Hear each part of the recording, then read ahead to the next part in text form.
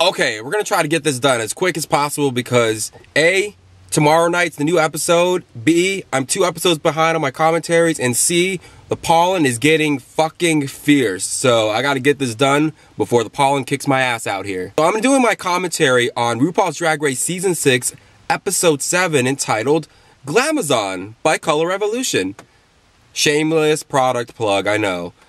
So it's weird doing this commentary because, as you may or may not have known, Episode 7 and 8 leaked like a day or 2 early on Pirate Bay, so naturally, being a Reddit sleuth, I already saw like dozens of threads breaking down the episodes like 2 days before they were even on. And I was like torn.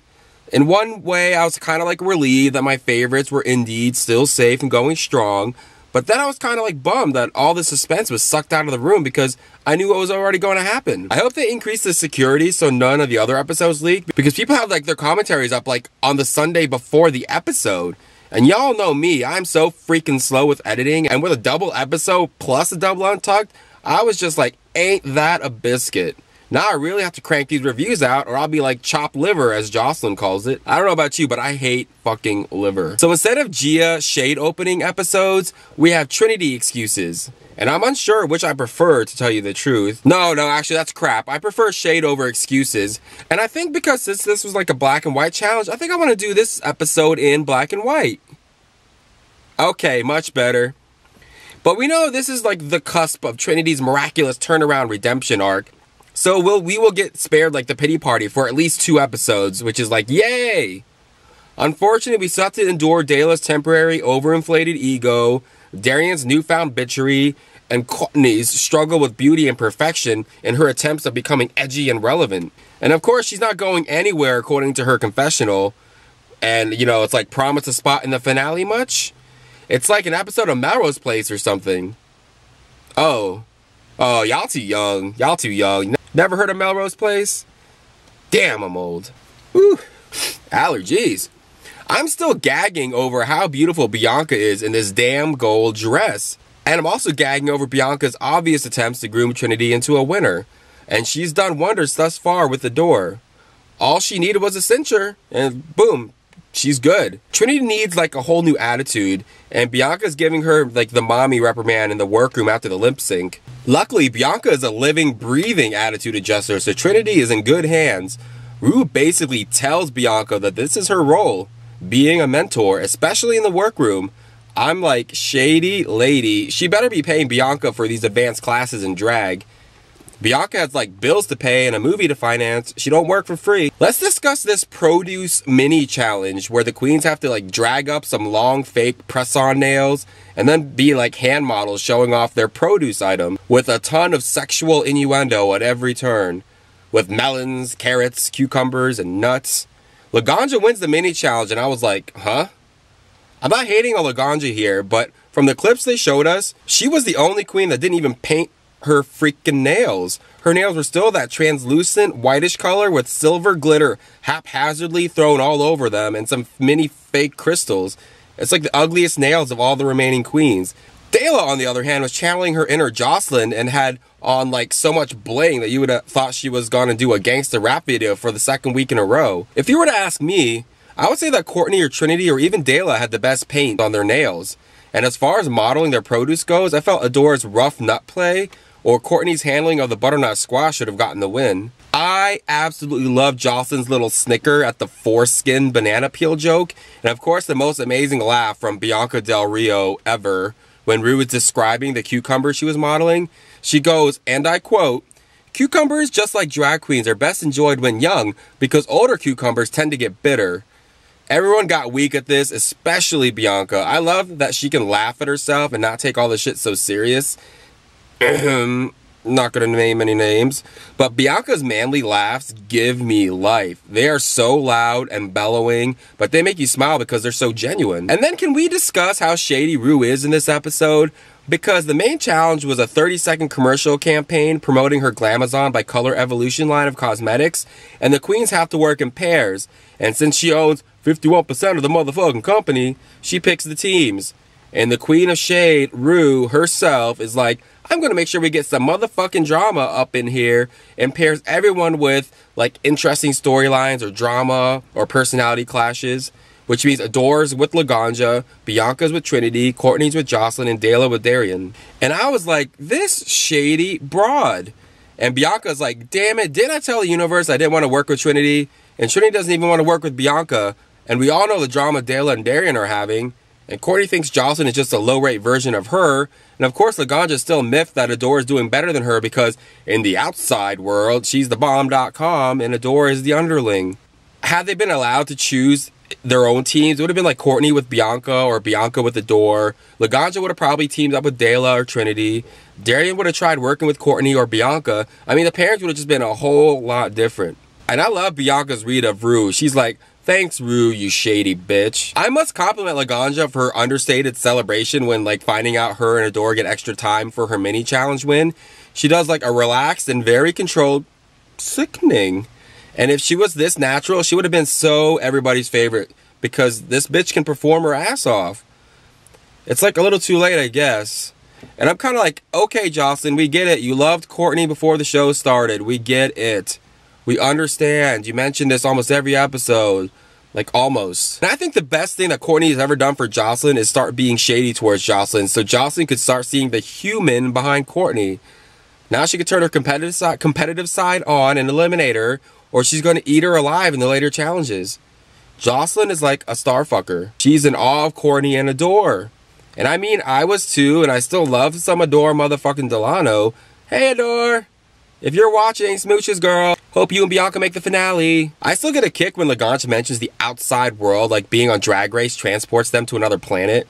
It's just funny she makes real life sound so exotic and far away from the bubble they exist in while filming the show. So let's discuss a moment where I physically spit the drink I was sipping on, reacting to Adore's confessional. When Adore starts talking about nervous laughing at all of Laganja's commercial ideas because she was raised right, I lost it. I think it's the way Adore phrases the words and the tone and style of delivery and her facial expressions. It's like everything out of his mouth is like Bianca comedic confessional gold. It's like that high of a caliber. I was like, damn, I can't even be mad that I have to clean off my keyboard for hours now because this bitch is funny. I was cringing when Rue is like in the workroom just from the tensions, Dayla, Darian, and the whole RuPaul versus Trinity conversation.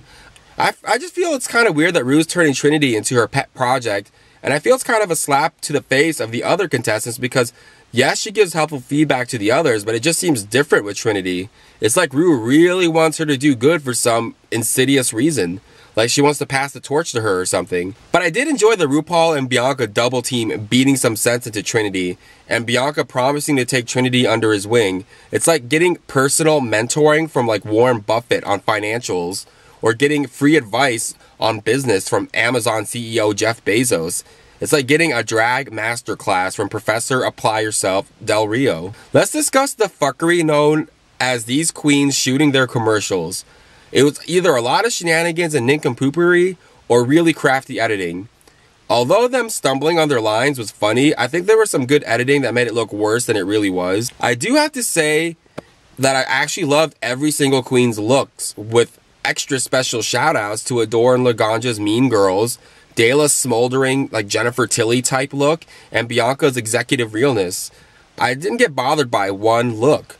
I was like, whoa, not one of these queens look busted. I was like, good thing Milk got eliminated last episode because I have no idea what she would have pulled out.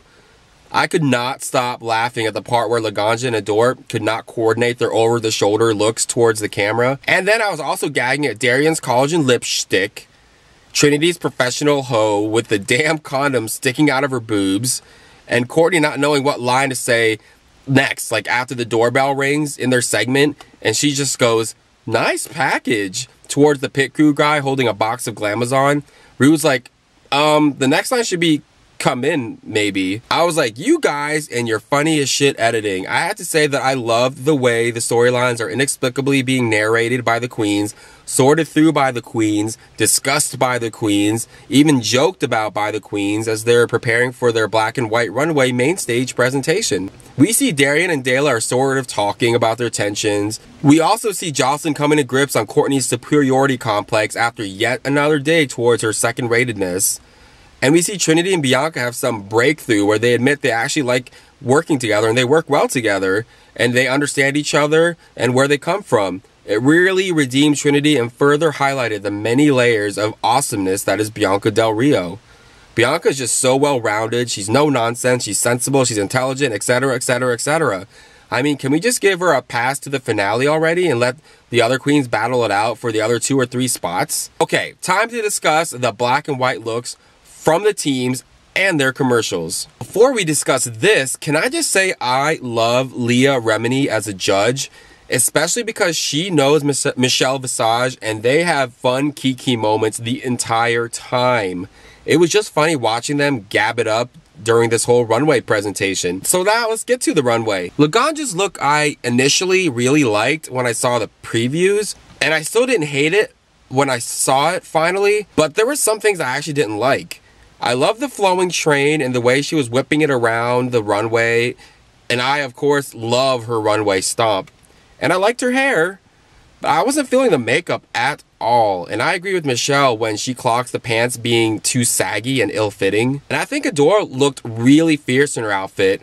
And Laganja like majorly clocks it in the beginning of the next episode. And I'll talk about that in my next review. But it's like a sparkly sweater top with black shimmering mini skirt. And she had like her half black, half white, long straight hair. I mean, she may have veered off the black and white theme a bit, but she worked that outfit and that runway, and I think she looked fucking fierce. It was a party. Bianca looked absolutely stunning in her black and white ball gown. She had a beautiful, form-flattering black one-strap hidden under a black bow top with a white skirt that had major poofy volume. And her hair reminded me of like Manila Luzon, and it was styled and laid out to perfection on top of her head. It was stunning. Bianca has not let me down on this runway yet this entire season. And then Trinity also knocked it out of the park yet again with a beautiful gown that had like a domino design, a big flowing train that was black on the outside and white on the inside, long black gloves, and amazing pageant hair. Trinity always looks so complete on the runway, it's just flawless. This was the most Tyra Sanchez like I've seen Trinity yet. Dela came out with one of those optical illusion style dresses with the color blocking, where like the white part of the dress cuts into an hourglass shape surrounded by the black part of the dress in a way that gives like the person wearing it curves and a slimmer waist at the same time. And she had these like things protruding from her collar. It was a dramatic collar, but overall I was just like, you know, okay with the outfit. Darian came out with a dress that was only half sparkly. Whoa, small victories. The top white half was very sequiny, and I'm not sure if it was really white or creamy. And the shoulders were really wide. It made her look wider, actually, if that's possible. But the way the lights bounced off the sequins, it made her look like her top was not wide at all. And she had like tall black hair and a simple high-waisted black dress bottom. Of course, her face was beat, but it looked like the makeup she uses every week. Courtney Act finally begins to ramp up her runway wearing a Klaus Nomi-inspired highly geometrical tuxedo style, cocktail waitress style outfit. It looked like an upside down triangle and she's holding a rainbow trout on a platter. Like she's a waitress, you know, cocktail waitress. It was the most daring look Courtney has given us thus far, and we know her swan outfit is coming up soon. So she's trying to really up her game to justify a spot in the finale. Jocelyn is wearing a menswear inspired outfit too, except it's yet another barely there outfit. She really likes showing off her ass because it's like another thong thing. It's similar to her blue one that she wore last runway. And as soon as she threw off the cape to do that reveal, I was like, oh no. Michelle is going to read this to filth. And I was right. When they showed the side-by-side of the two outfits, I could see they weren't that similar, except for the fact she's showing off a lot of body. But she did not make a marked improvement from week to week. When it came down to the commercials, I personally found the top two teams deserved to be there. I think Adore and Laganja's commercial was spot on for the characters they were trying to portray. And despite what looked like struggles during the filming, the final product was pretty impressive. I do agree that Adore kind of carried the commercial with her line delivery. And the final line, when Adore finishes Laganja's statement of, whoever said beauty was on the inside, and then Adore goes, is ugly. The timing and the tone was effing hilarious. Even the judges are rolling on the floor. Bianca and Trinity's commercial to me was better overall with their working mom and working hoe concept. Bianca, of course, is a comedic and acting genius, juggling the babies, literally, and her facial expressions. And Trinity was amazing as a professional prostitute. I love the cutaway shots of her just dancing in place and doing lewd moves, just having fun. And you can see that Bianca's advice, of just having fun and enjoying this experience really shows through here. It could have gone either way, and the judges sided with Adore and Laganja. But I think it really was a toss-up. But if you combine the runway looks with the commercials, then freaking Bianca and Trinity should have won this week's challenge, like hands down. In terms of a fully realized concept and highlighting the actual products, though, Laganja and Adore's commercial was the most coherent, but it was funny how shocked they were when Ru announced them as like the winners. And I love Michelle off stage saying she was surprised too that they won, and Leah Remini is like, she's a hateful bitch. Michelle knew what was up. She knew Bianca and Trinity should have won. Courtney Jocelyn and Dela Darien were the two teams in danger of being in the bottom, and I liked their commercials too, actually. They weren't as dynamic as like the other two teams, but they weren't all bad. I think the only reason why it wasn't a Courtney Jocelyn lip sync was because of Courtney's outfit. It was so amazing that it carried their team to safety because Darien and Dela's outfits were pretty meh. So we get the rivals, quote unquote, Dela and Darien in the bottom two. And it's like, whoa, things getting real now because Dela has thus far been kind of a front runner along with Bianca, Courtney, and Adore. And it's like, whoa, we can't lose Dela now. I also think Michelle's critique of Dela, always hiding behind characters and not showing who she really is, may have factored into this decision. Michelle wants to see more of a human side to Dela, not just the mask and characterizations that she always gives off. Darien and Dela have to lip sync to Point of No Return by Exposé. It's like a fabulous 80s song. And Bianca, with her shady ass self, is like, Darien is killing this song because she probably got the song when it first came out on cassette tape. I was like, no, she did not just go there. I think both queens really did a good job on this lip sync. Many on Reddit say that Darien may have actually edged Dela out. But it was Darien's second time and Dela's first, so considering those facts, I think that's why it was like a wash in the end. I don't think they would pull a Jessica Wilde and eliminate a queen who's been doing really well only after one lip sync. In fact, Jessica Wilde had won the challenge preceding her elimination, and that was a challenge Ru offered no immunity after. We all know this season has no immunity, so the only logical thing was to do the traditional non-elimination. So we have to endure another week of bad attitudes, I guess. But now on to Untucked. I am so loving Untucked, especially as the number of queens gets smaller and the tensions get higher, and all the queens go back to the Interior Illusions Lounge. The main gist of the first segment of Untucked is the fall from grace of Ben Delacreme. Thus far, she's been doing pretty damn good, but she finally gets read to filth by Michelle on the runway for just being a character and never more. And in the lounge, Dela is very upset and freaking out because she knows she'll have to lip sync. And you can see in her eyes the level of oh fuckness, and she's sorting out how she's going to lip sync and who she's probably going to have to go against, Darien, and what she has to do to not get beat. And you see all these thought processes whirring around her head, and it's showing on her face, and she doesn't even have to vocalize it, but we as the audience can see it. She does say she's freaking out, that she's going to have to lip sync, and Darien is kind of being mean-spirited, saying that Dela knew this is what she was getting herself into when she signed up for this show. She was like, trying to get into her head. And of course, Bianca breaks it down in black and white, no pun intended, like for the audience in her confessional about being wise to show the judges your true self so they can properly judge you. She's so astute. And she's in this game to win it, and she has her angles and strategies down. Okay, let's just dive into Laganja versus Bianca part.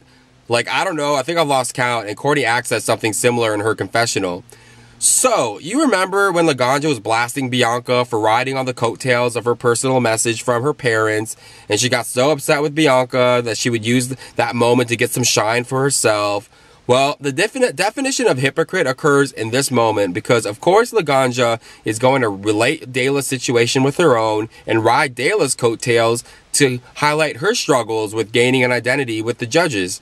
Laganja is convinced that she and Dela are going through the same thing, and that when she gets into her Laganja gear, she's showing the judges like more of who her true self really is. And if you could clock Laganja by the number of eye rolls in the room by Adore, Bianca, Courtney, and Darien, with even some giggles from Trinity, I mean, Laganja would be black and blue. Bianca's like, Queen, you are taking this shit too personal, and launches her "you don't have a backbone" attack on Laganja, saying she always folds to what the judges' critiques are and says the answers they always want to hear, but then goes backstage and complains and acts incredulous. Like, Bianca, I think by this point, has had it with Laganja. Like, way had it. And I'm surprised she was able to contain herself when Laganja did that rude-ass Alyssa mouth pop thing. I swear, the last time someone did something that cunty to me when we were having a discussion, I had hurt their soul so bad. I think they're still somewhere trying to pick up the pieces of their manhood off the side of the road. I would not tolerate it. It's rude, especially when someone as seasoned as Bianca is trying to get you to just wake the hell up. But I also want to give some props to Trinity. I'm not sure if it was edited or it happened the way it unfolded, but the way she diverted the attention of the room away from Courtney and Darian blasting Jocelyn's style and drag polish, especially Courtney, was a genius move and really shows how much Trinity is growing. Courtney is calling Jocelyn's drag not as polished as the rest of the queens, and Laganja is even seen nodding in agreement, and Darian is making like snide remarks about how Jocelyn should have heeded the harsh feedback she got like last week. And you can see Jocelyn like edging towards retaliating, and Trinity eases the tension by pointing out how it's been like 20 minutes with them back in the lounge and not one queen has congratulated her on finally doing well and getting great feedback. And you can see Bianca's influence here on her confidence, and with the way she was able to snap back a funny read towards all the other queens finally not getting good critiques. It was just a great moment for Trinity. So the next topic to discuss, the gold bar shenanigans. And Adore lets us know this was her first time in the gold bar. She always is either high or the low queen and never stays, so she never gets to go into the gold bar until this challenge.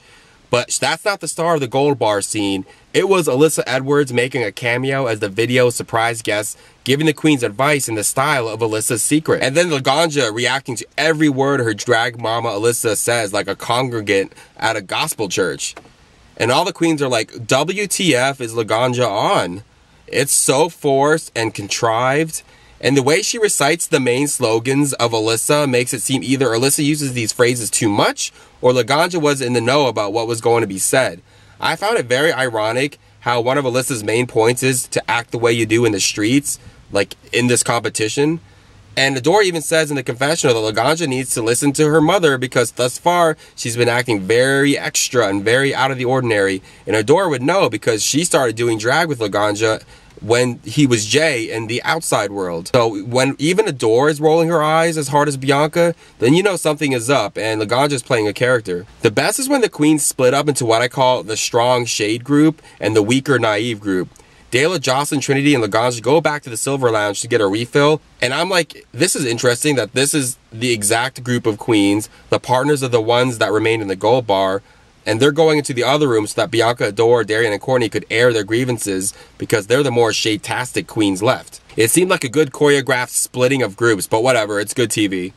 Before I conclude this commentary on Untucked, I just want to discuss the best moment towards the end, aka the Laganja bashing by Adore and Professor Bianca, and Trinity's moment of strength and positivity when picking up Jocelyn and Dela's egos from up off the floor and back into the clouds. First, the Trinity thing. The words of encouragement she gives first to Jocelyn in her defeatist attitude towards Courtney and the other queens questioning about her polish and level of drag. And she has to remind Jocelyn that Courtney doesn't even wear makeup and she's a drag queen. And I fell out of my chair when she said that, clocking how fishy Courtney is and how undrag it is. And then Dela reminding her how amazing and bubbly and effervescent her character is that she has built, and the judges can't come for her on the runway because her runways are always so flawless and that the only thing they can try to attack is her character. Trinity puts the judges on blast and lets Dela know that she has to continue to be herself because herself is what's winning challenges and kicking ass. So let's talk about Bianca and Adore in the gold bar though, going in on Laganja's fake personality and her strategy in the game of playing meek and vulnerable when she's really competitive as hell. I was like whooping it up watching this the entire time. Adore is frankly convinced that she has no idea who this Laganja is in this competition because she's not being herself at all. And I just kept looking at Adore's facial expressions and mannerisms, and I was loving it, and it was giving me life. And I think she really looked amazing in that black and white outfit, and that Laganja really clocked in the beginning of the next episode. I keep saying this, I really can't wait to review it. But the best absolute best soundbite comes from Bianca in the Gold Bar in her confessional. When she does the math and calls Laganja out for milking her moment with her parents to make Bianca feel bad, it was like Professor Del Rio was about to school this bitch. She said that Laganja has only been doing drag for 2 years, so the 24 years she's been waiting for her moment of acceptance from her parents, when she already said her parents loved her despite the gay thing, and it was only until the drag thing that they started drifting apart. So in actuality, Bianca figured out that she'd only been waiting 2 years for that moment, and she shouldn't have dragged that moment out to make Bianca look bad. But then in Bianca's confessional, when she said she was raised by wolves, but she still got her shit together, I was like, God damn, Bianca. This explains why you are so ferocious. You were raised by wolves, girl. I'm just totally Team Bianca and Team Adore at this point. I won't fake it, I won't hide it, and I won't be meek about it. They're giving me life this season, and I'm up in the air who I want to be the other two in the top 4. But my head is telling me Dela and Courtney. Okay, so that was my review of Glamazon by Colorevolution. And now I have to turn around and do my Drag Queens of Comedy review, and then edit these 2 shizzles by tomorrow night, which is Drag Race night, or else I'll be 3 episodes behind. So I'm like, fuck. So wish me luck.